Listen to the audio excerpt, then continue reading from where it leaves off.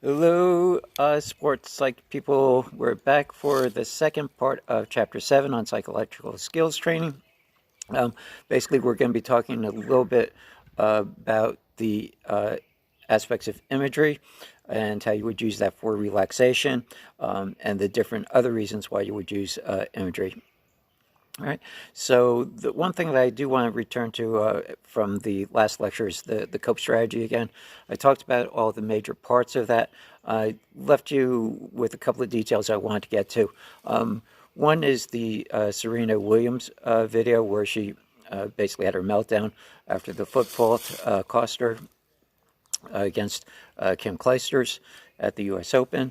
One thing, if when you do watch that video, I want you to take a look at what Serena does, in terms of what might be going on with the cope strategy. She does seem to, try to control her emotions. She does start to do the next task. Okay. She does seem to be playing the next task. She seem like maybe she did a little self-talk because she did get the ball to start serving the next serve, but then all of a sudden she just couldn't quite pull it back, and then started on her verbal tirade. So again, it seemed like maybe she was just quite almost to do that, but then it snapped. What I said last time also holds. We can step through these different points and say, oh, this is what you do. In a game situation or in any sort of situation, it's not as easy as it sounds. You have to practice it, okay? Because, these are going to be highly emotional situations. So the more you can practice it, the better. It does happen to the best athletes. It happens to everyone. So you do want to, try to practice this and keep this your emotions under control, so bad outcomes don't happen. The other thing is if you watch the Galarraga, perfect game or almost perfect game, or the 29 out perfect game, as sometimes it's called. You should also take note that he does, smile. So he may be doing a little self-talk to himself. He may be finding the humor in the situation, but again, he just goes back to the mound and proceeds to, pitch to the next batter. So again, I have no inside information about Galarraga, Armando Galarraga. I don't never talk to him, but is it possible he did some version of the cope strategy to get back to on the game? Obviously, the answer would be yes. Okay, so those are the two major things I want to talk to you about in terms of the specific examples of the cope strategy. The other thing I want to emphasize about the cope strategy is not just for sports. Okay, this is again something a good strategy you can use for any time of stressful situation. One example that comes immediately to mind is any sort of road rage. Okay, so bad things can happen. People can die from road rage, right? I mean, it's tragic, but it's so avoidable. Okay, so what you could do is, somebody cuts you off in traffic. Certainly, that does, give you this, acute stressor situation. But instead of, engaging that person, okay, you do the cope strategy. You just, take your deep breaths. You get, rid of the, that surge of physiological arousal. Okay, take the deep breaths. You start talking to yourself, realizing, organizing the input that, that person is not that important. There's no reason to engage that person. Again, your next step to plan your next step would be just to slow down, let that other person go. You'll never see them again, and then to execute that particular stage. Okay, so a lot of different things can, a lot of different situations can be used with the cope strategy, right? Any sort of argument you might have with a friend. Okay, anything along those lines, any sort of acute stressor doesn't have to be sport related. It can be used in any sort of highly stressful situation. Again, because things can get out of control quickly if you don't do some sort of strategy to mitigate the bad outcome. All right, so did want to cover those things in terms of the cope strategy. All right, so picking up where we left off in terms of arousal and psychological skills training, the one thing that we talked about is, how do you want to use psychological skills training, especially in regard to arousal? We'll talk about that in terms of relaxation, which we talked about a little bit already. But the other thing, go the opposite direction. What do you do to increase your arousal so it gets to peak levels of performance. So we're talking about psych-up strategies, right? Okay, that's the way that it's colloquially termed. Okay, so none of these are going to be totally surprising to you because you're familiar with athletes and you may be familiar with yourself in terms of the things that are used. Okay, so things like music and video. Okay, if you go to any of your favorite athletes, they'll have a playlist that they have that they use to psych themselves up. Okay, one interesting aspect of this I thought really demonstrated the point about music and how it can be used to psych you up or get you to the right arousal level.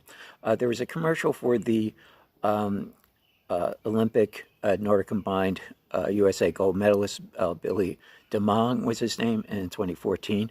It was a credit card commercial, but basically it showed that Nordic combined is cross country basically combined with ski jumping. So for the two different components, he used different types of music to psych himself up. He actually used classical music for the cross-country aspect of it, but for the ski jumping, nice, cute example of this was he used Jimi Hendrix' Purple Haze with the key line, "Excuse me while I kiss the sky." Okay, and so again, more of a psych-up for the ski jumping, higher level arousal needed for that, lower level arousal needed for the cross country aspect of it. So again, the music has to match, your task, as we've been talking about.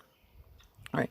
So any sort of energizing video, again, you see these things, in any sporting event too. They show, the highlights of a particular person, before the game or the team.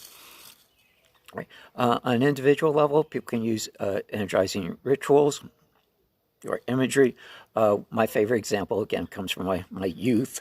It was the relief pitcher for mostly the St. Louis Cardinals and later on the Atlanta Braves was Al Hrabowski, also known as the Mad Hungarian. He had this big, honking, Fu Manchu beard, wild hair, and, he just, emoted, this mean attitude. Okay, so one of the things that he would do in terms of his energizing ritual is he would walk behind the mound, take his glove and the ball, pound the ball into the glove and wheel around and then get back on the mound. So there's a short clip of that that ritual that I have on the PowerPoints as well. Okay, but that's the type of thing. Again, I'm using an example from my youth. I'm sure you guys have tons of examples from your favorite players right now. Okay, the other thing in terms of energizing people on a team level or is any sort of pep talks. Okay, so you're familiar with a bunch of pep talks from movies, maybe the Al Pacino speech in Any Given Sunday, or the Miracle speech, which again is based on the true situation of Herb Brooks. But there's different pep talks that are given by different people, that are successful. It just is a matter of what you want to do in terms of the arousal level. Do you want them to get to a fever pitch arousal level like you see in Any Given Sunday, or do you want them to come together as a team, as you saw in the Miracle pep talk? Okay, so there's a whole bunch of different pep talks that you can use. And there's no right or wrong, well, there is a wrong, because there are then examples of very, very terrible examples of pep talks, or something that was used to be a learning experience for the team. One example that, was very local a few years back was, I think it was Marcellus, or one of the surrounding communities around Syracuse. Their high school football coach, after a loss, thought mimicking one of the scenes from Remember the Titans was a good idea. He had his players go to a cemetery and lay down on people's graves. That did not go over very well. Okay, so again, just because something's done, by Denzel Washington in a movie, doesn't mean it can be handled really well in less appropriate hands. Okay, so again, you have to really be appropriate in terms of what you use as a pep talk. All right. All right. Another thing in terms of arousal, increase is what's known as bulletin board comments. Basically, there's a whole history of bulletin board comments, comments that are made by athletes by an opposing team that basically, disrespect somebody on the other team. The other team members use that as a rallying cry or a point to engage and increase their arousal level. A couple of famous examples that I, again cited in the PowerPoints. Larry Birdine, when he was on the Oklahoma Sooners, the Sooners were playing the USC Trojans that year for the national championship. Matt Leinart was the USC quarterback. Reggie Bush was the star running back for USC. But Larry Birdine just basically talked about Matt Leinart being a second-rate quarterback. Reggie Bush was the only good player on the team. Disrespected the whole Pac-10. They were, a soft conference. So what happened after that is that USC used those comments to essentially psych themselves up, and they actually blew out USC. USC blew out Oklahoma for that championship game. All right. Other examples, Kenyon Martin was, called Fugazi, essentially a fake tough guy by Tim Thomas when the Knicks were playing the Nets in the playoffs, the New Jersey Nets, playing the Knicks.